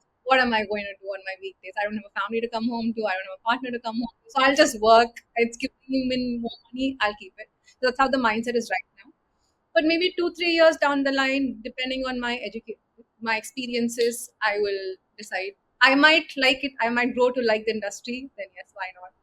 If I want to shift, yeah. And how many places, how many countries have you traveled to other than India and Dubai in the last 7 months? Have you been to South Africa, some of the other places you're mentioning? Unfortunately, no. My client was based out of Dubai, so I didn't really have much travel. But my colleagues, they did. They keep visiting other countries like Saudi, some South African countries, and so And I'm still waiting. what's the vibe that you get in Dubai? Is that like, and again, Miglani, I apologize in advance, but the vibe I get of Europe is that the dynamism is lost. That's the vibe I get out of Europe because they've just taxed too much. They've just taken the entrepreneurial energy out when you're like paying so much in taxes.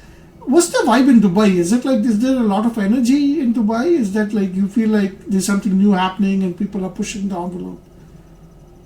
I would say there are two sides to this. It depends on where you are in the income level. When you're at the top, there's so much for you to do. Okay. Something new is always happening in the city. But when you're at the bottom, you're always on the go. It's like, what Listen. next? How can I send more money home? Or it's always there. So it really depends on which strata of the society you're looking to, and that's how it works. But I would say yes, if you have the money, Dubai is amazing. If you don't, you would have like very different things to say about the system. So Dubai is one of the biggest expat send home the money, like you were saying, Kirtana.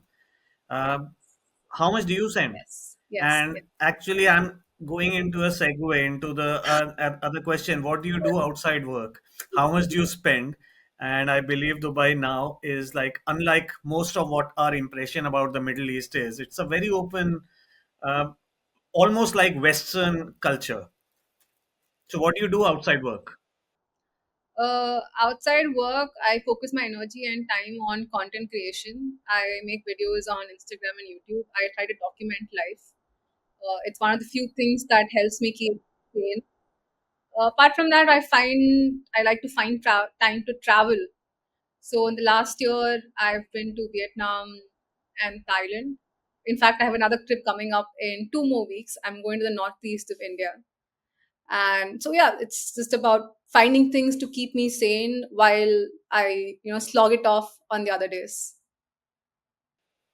I've wanted to visit the Northeast for like for years. I've never been there. I've never been east of Calcutta and Siliguri. But yeah, maybe one day. Maybe one day. So have a safe trip on that. But tell us, so Vietnam. I've been to Vietnam. This is many years ago, and I loved the place. I was only there for a week. Uh, have you been? Have you been there more than once, or was it just the one trip? And how long was that? Once it was for I think 10 to 12 days. It was part of my grad trip. So I went with my friends from IIM Ahmedabad. So we made sure that that trip was completely non-touristy. We did a one-day trek in this very rural part of Vietnam. It was absolutely beautiful, absolutely untouched.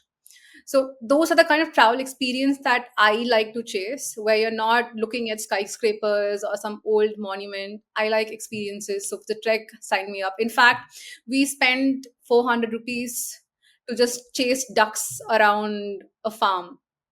We would feed the ducks and they would like chase we would chase them and they would follow us. It was really fun. Like it's really nothing, but I feel like those are the memories that I would like take with me for a very long time.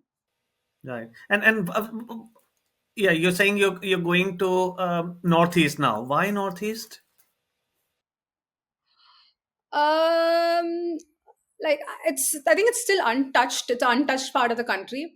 I want to just go and visit it before the actual tourism like picks up there, and people like what do you say spoil the true untouched beauty of it. Because I went to Ladakh last year and it was absolutely beautiful. It's so untouched, and less now people go there. I feel that the true essence still remains.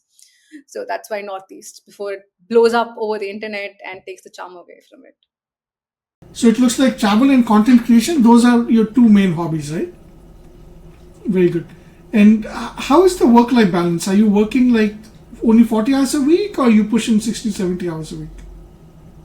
Like other consulting firms, you are expected to work when work is there. But my firm, they try to make it easier for us by having work from home policies. And when work is not there, you are encouraged to sign off at 4 p.m., 5 p.m., and it's fine. They understand. Since it's a very multicultural office, no one really cares, right? Like it's not like India where your manager is like constantly at your throat, trying to like figure out micromanage, or like try to like completely put their eyes on you. So that's good. I like multicultural environment that I have. But yes, if work is there, you are expected to work. It's a very simple role. That's it. So I'm curious, Kirtana, when do you find time? You said you were into content creation. Firstly, tell us a bit about your journey. Why are you doing that? Tell us how you're doing that and how are you balancing that with your consulting work? Yeah. So why is because I've always been interested. I like being in front of the camera. In fact, when I was a kid, around 13, 14 years ago, 14 years old, I had a channel. I got bullied at school because of it. And then I slowly picked up the camera during IIM-A when I got into IIM-A, and there the environment was so conducive. No one said mean things. Everyone was very supportive. In fact, I would have batchmates come up to me and give me ideas of videos, and then that's how it slowly picked up over the past 2 years. And now I truly find joy in it. Like it's just documenting life, so that when I look back at my old videos, it's more like okay, I've done this, and it's there. It's part of history now since it's online. Anything that's online is part of history now, according to me. So you started this when you went to IMA Yeah. and you created videos of IMA or It's off something else? IMA and like what happens day to day, day in, day out for me, my life basically. And sometimes it's sort of content about CAT, MBA journeys, and so on. Okay, very nice, very nice. We'll obviously put in the link somewhere Gotcha. out here, so people who are watching this can go to your channel and have a look, and maybe you can give us tips how to grow our channel. Since you're probably more experienced than us, we only started about a year and a bit ago, and you obviously started long before us. Not too long. Uh, but yeah, but still, I mean, nowadays, whether it's content creation or AI, I mean, a year before is like an one age before, one generation before nowadays. So yeah, great. But are you still doing? What's your current topics that you're covering now? Because now you're out of IMA for the last Yeah. year. A lot of us, most of it still, it's about IIM-A, how can you get in, about CAT, and now slowly, like, it's more of a mirror to my life. Since I'm in consulting, I've also started making videos about consulting, how life in consulting is like, what my day after my role as a consultant looks like, what my nights look like, or what my early mornings look like, what I do for fun, and things like that. It's just more of capturing those day-to-day moments, and I find time to do it whenever I can. Like weekends are free. They don't make us work on weekends, thankfully. So another, So typically, how many videos do you publish every month? I'm mostly active on Instagram, and I try to push push 3 videos per week. Which sometimes I don't. Sometimes you won't even hear from me for like 2 3 weeks, and then suddenly there'll be a video. So it really depends on how. Hmm. Yeah, then we'll know that Keerthana, you've got a project, you're doing go-to-market and pricing for one client. Yes, that's true. That's true. Right. But Instagram video, correct me if I'm wrong, but it's like 2 to 3 minutes, up to three Uh, minutes that you're doing. a minute. I try to keep it under a minute usually because I prefer short form Okay. videos and long form videos. Okay. Okay. So this 1.5 plus hours podcast is like really, really, really long form for you. Yes, yes, yes. Yeah, we'll probably make some shorts and reels out of it also. We'll see. We're figuring out, as I said, we're figuring out the channel. Right now, we're doing it from the heart without doing too much of what does the market want. Obviously, we have a bit of an eye on that, but we'll learn. We'll learn. It's better to start from what you want Yeah. to do and then figure out what does the market also want. So reels. Do you edit it yourself? Sorry, I'm asking very technical questions. Nowadays, these things are top of our mind. Yes, yes. I edited myself, and I prefer editing my videos on my own because I'm very picky about the style of it and what font to use, what color to use, and things like that. So I take my time with it sometimes. So some videos it takes. And how much time does it take for you? Like 1 minute Instagram reel. How much time does that 1 minute It take? again depends. Like some videos take me 10 minutes to shoot, edit, and then post. Some videos will take me like 4 hours to shoot, 3 hours to edit. So it really depends on the content of the video and if it's high effort or low effort. Sometimes when I'm completely burnt out, you will only see low effort videos going out. But when I'm like extremely chill, have a good, peace of mind, you will see proper quality content. So that's how people can gauge what I'm feeling or how I'm feeling as well. And do you have like a strategy or a future direction for that? Because you've been doing a lot of IAM Yes, relevant. I mean, as you go further and further away in your career, you will get more and more detached from yes, the IAM. And I'm saying this from yes, yes, true. experience. I So, do you have mhm. like a secondary strategy which you want your channel to go? Yes, yes, yes, yes. So for me, my social media is more of like a reflection of my life. Like in fact, even now when I talk even now, when I even like I talk about I am now, I feel like that's not me. It feels like it was ages ago, right? And I not very okay with like talking about I am again and again. Like I'm done milking that cow. But I feel like in terms of views and engagement, that's what brings the most. So of course, that's still going to be there. But right now, I'm slowly moving into work, consulting, productivity, lifestyle content because IMA is there, but I feel like I've grown out of it and I don't relate to that person anymore. But yes, I'm experimenting with content formats, themes, editing styles. So it's happening. It's a process. I still don't really have a clear direction of how I want it to go. It's evolving. So since you said it's a reflective of your life, and at some point, I'm assuming you'll get married, have kids, etc. So will your channel go into how to make the best baby food for a 6 month old then? Probably not. There's still That is the biggest segment. I wish we could do that. I mean, people really want to watch so many videos because for kids, they want to do the, especially first time parents. Second, third kid में किसी को फर्क नहीं पड़ता. No one watches yeah. anything. First kid is like you spend more hours watching how does this happen, and It's a big segment, Maybe I it's must just say. too far off in the future. Like it depends on how I'm feeling. Then it's more of like my social media is more of if I'm feeling happy, you'll see happy stuff. If I'm feeling sad, you'll see sad stuff. So it's just for my. It's not even for others at this point. It's just for me. So that I have like a place with all my favorite memories, all my favorite people, and everything just for me. So it's very personal to me. And that's why, of course, I can always make very proper edited videos with crazy editing techniques. But I feel like once to commercial after a point, right? Everyone's videos start looking the same. And I do not want that for myself. And that's why I still try to keep my page as personal as possible.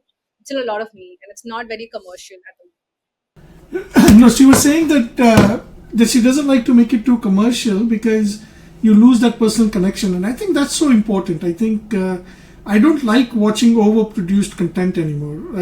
Like it's there's fun in watching just a mature content, right? Like us. Like I think we probably are talking about every topic under the sun, and and I think there's a lot of value to that. Like I wanted to share something like there are parts in Silicon Valley where if we land up like Miglani was here last year and he was saying कि विकास ये तो China लग रहा है मैं जाऊँ ये मैंने am I in America मैं China where am I and yesterday मैं अपनी wife के संग गोलगप्पे खा के आया I went and I ate गोलगप्पे पानी पूरी and it was like literally मैंने Calcutta में भी or I would have gotten the same golgappa so there are parts of it that look like India and so there's something special about America because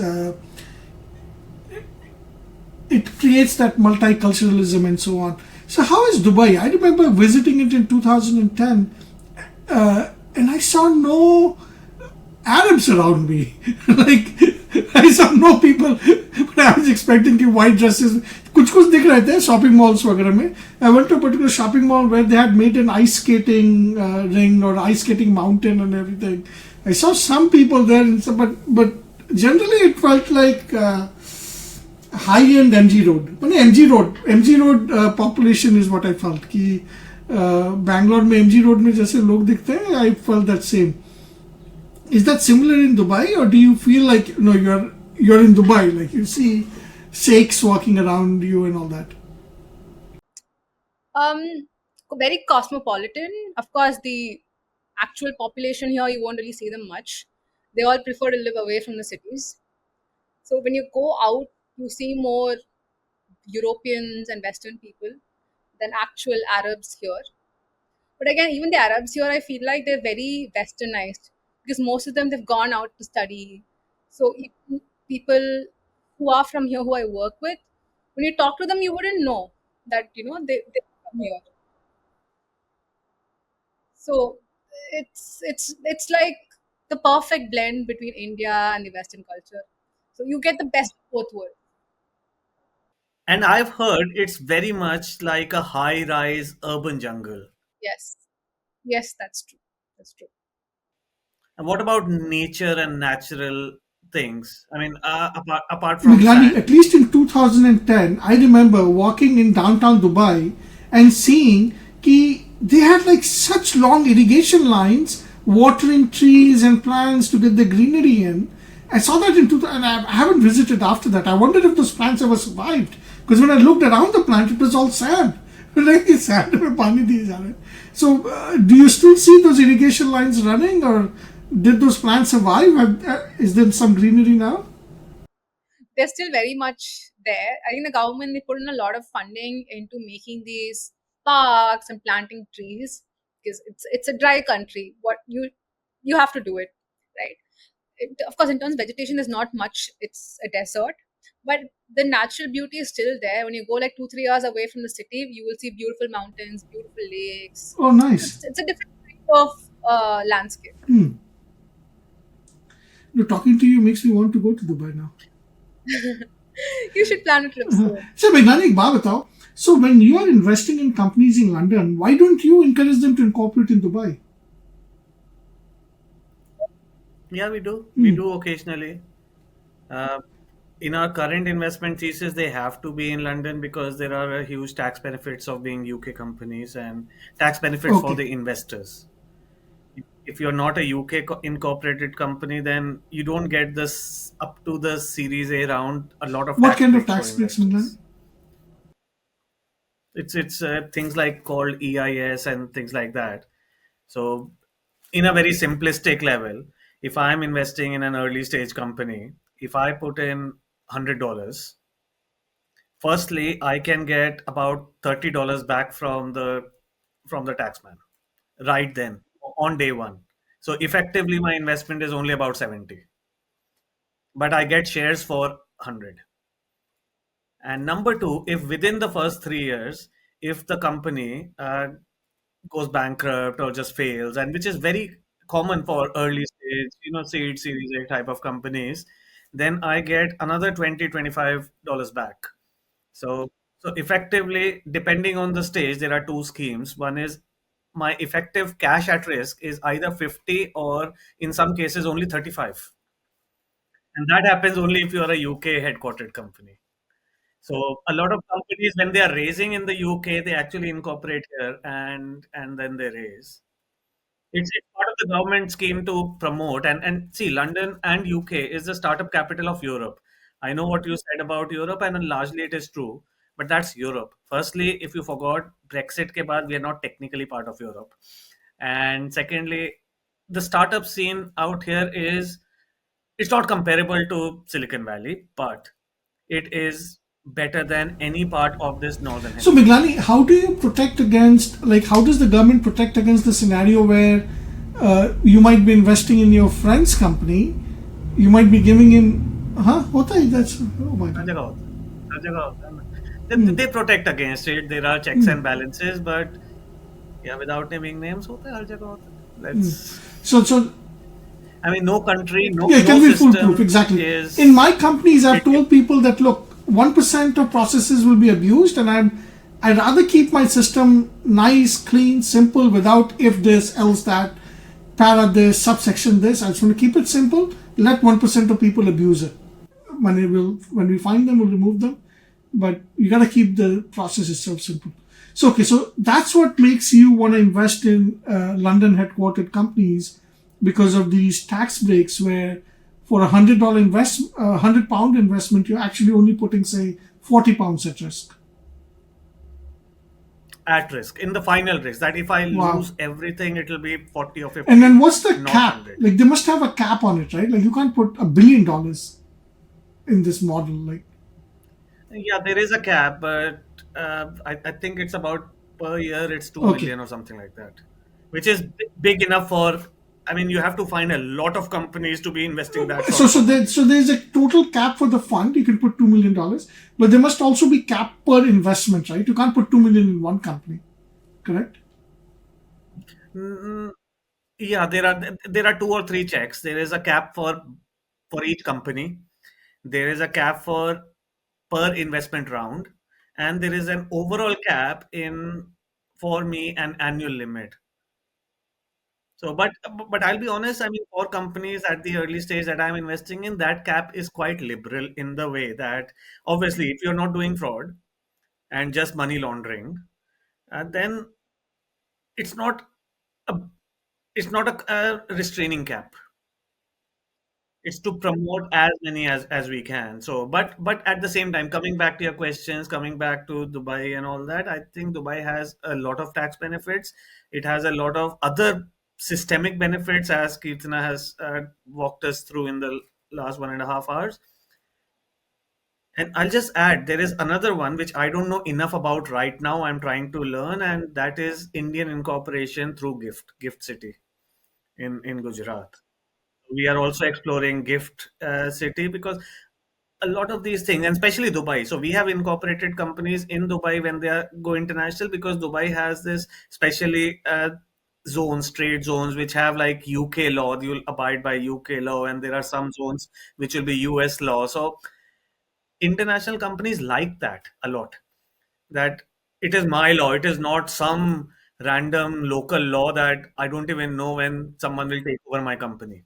Oh, so the free trade zones in Dubai you can actually apply UK law. You can choose to be governed by UK law.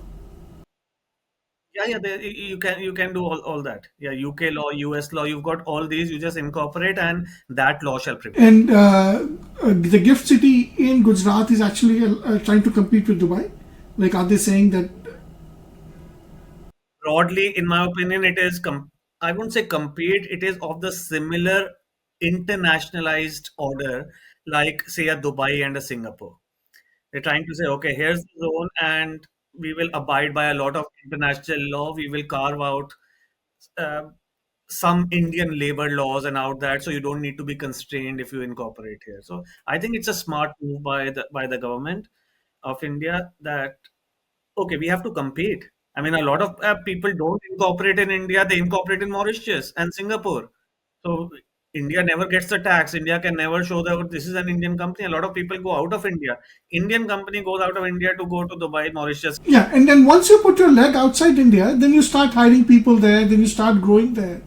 So it actually, Most importantly, the GDP base gets magnetized towards your headquarters always. So if the company becomes big, when you incorporate, and if that becomes big, think about it. I mean, if Facebook had incorporated in Mauritius, you can't ever call it a US company, right? So everything would be Mauritius or Seychelles or Cayman Islands, but they were able to incorporate locally for some, and a lot of US companies do all your little pockets of incorporation, right? Delaware, etc. Yeah, nowadays, Texas and all that. So it's the same thing, and yeah, yeah, we'll find out. We'll find out. It's something. But coming back, Kirtana, I think Vix already asked you what next in terms of your career. So tell us just the biggest thing that's on your mind, what you want to achieve in 2025.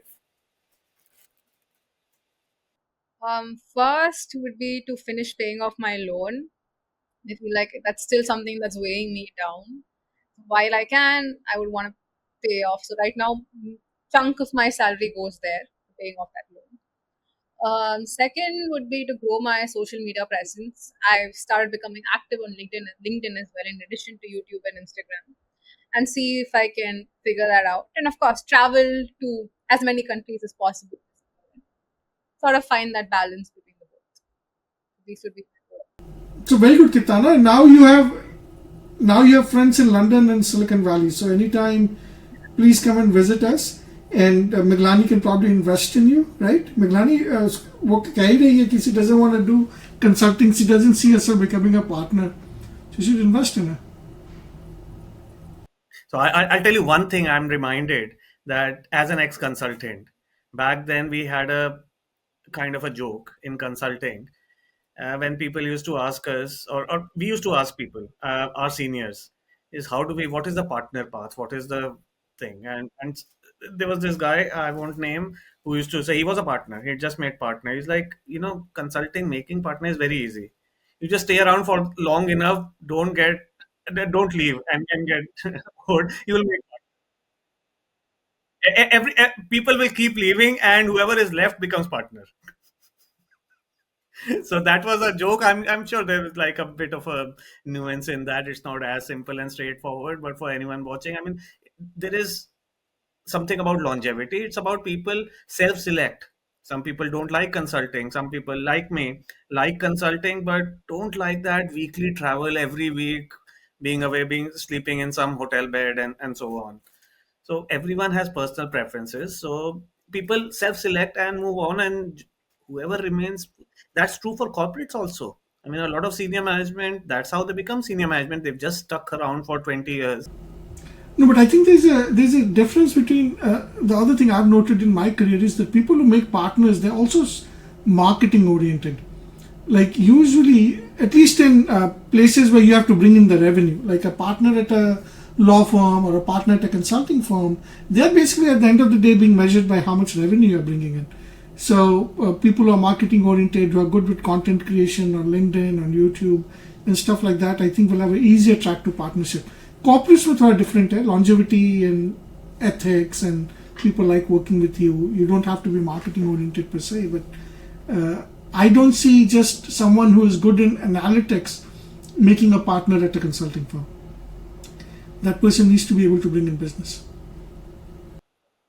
Well, that seems, Kirtana, from what Vix is saying, I think you're in the right position. You've done marketing. That's where you started off from, and still are doing marketing in various forms as a consultant. You're doing your own content and doing your own entrepreneurial ventures in that space, and yeah, and you love Dubai, and you're single and you're traveling around, so great. I'll just say one thing: don't come to London, especially not in the next 4 months. It's going to be crowded. 20% of our economy runs on tourism, so a lot of people come, and as the weather will Hmm. improve, Noted. uh, there'll be more tourists out here than and Hmm. local people. Everyone comes in, photo खींचना है, Buckingham palace जाना और है, ये stone करना hills है, जाना है, सर्कस वहां घूमना जाके है. पता चलता है कुछ है ही नहीं यहाँ पे.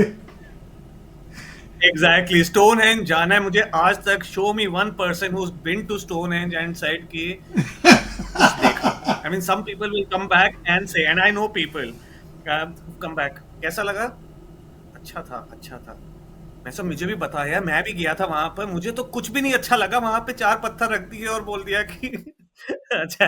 Now I know this might sound, I mean some people might actually like it, but I have not met a single person who actually liked it. Some people say they like it only because they don't want to be embarrassed. That was, it was like so silly. Yeah. I mean, things, I mean, and I'm saying this, I mean, we've seen Qutub Minar, Taj Mahal, Char Minar. I mean, for us, like 2000-year-old or even longer historical monuments have some quality, not like five rocks out there and calling it a.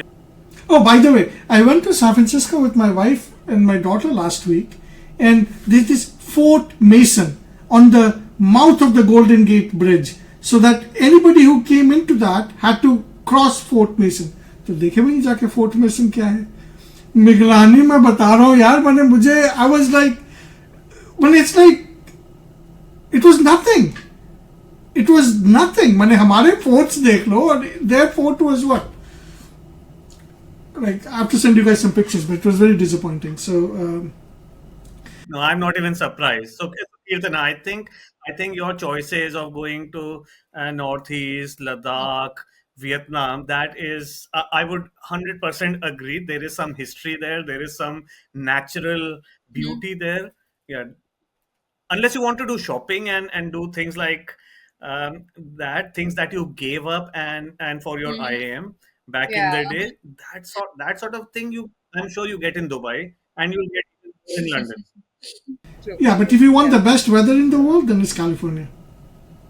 Hmm. Okay. yeah. Yeah. Chalo, very good talking to you, Kitana. It was excellent, and please keep in touch. I'd love to follow your career and see where it goes. And if you ever need any help from people double your age, please reach out to us. Okay. Sure. Sure. Chalo, Definitely. chalo. Very good It talking was to good you. talking to you. Thank Thank you you, so much Keerthana, for having me. and yeah, we'll let you know the next things. But on this note, I have to say this before we sign out. If you've been watching and you watched the whole episode, firstly, thank you. And if you watch the whole You're special. episode, obviously Yeah. I don't need to remind you, but I still will.